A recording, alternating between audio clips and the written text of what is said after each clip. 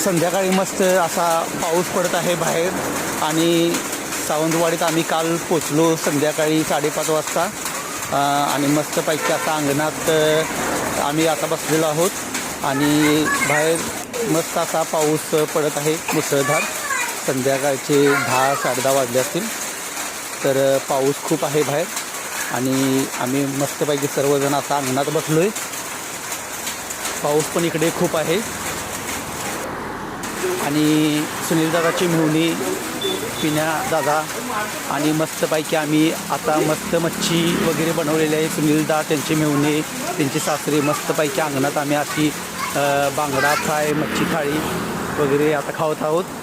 आणि जेवण झाल्यानंतर तुम्ही पाहू शकताय की मस्त असं गार थंडगार असं वातावरण झालेलं आहे इथं आणि पाऊस पण आहे. सुनील दादा जेवून बाहेर आलेले आहेत थोडंसं.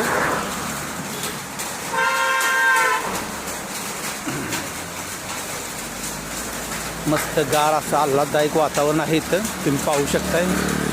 मला थोडंसं काळोख असल्यामुळं स्पष्ट तुम्हाला दाखवता येत नाही. मस्तपैकी अंगण वगैरे आहेत आणि गुड मॉर्निंग.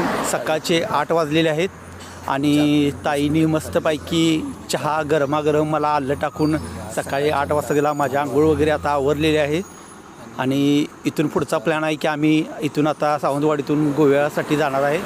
तर सुनीलदा म्हटलेत आणि मॅडम म्हटले की आम्हाला गोवा दादा थोडंसं समुद्रात वगैरे मुलांना वगैरे फिरवायचं आहे.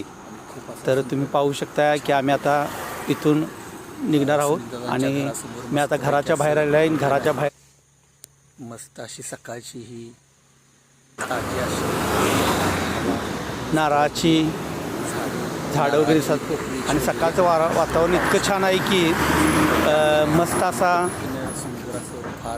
फ्रेश वातावरण आहे. मस्त अशी ताजी स्वच्छ आणि सुंदर हवा आहे. तुम्ही पाहू शकताय सुनील दादांची ही सासरवाडी आहे. मला तरी इथं छान आवडलं. घर सगळं चांगलं आहे. मस्त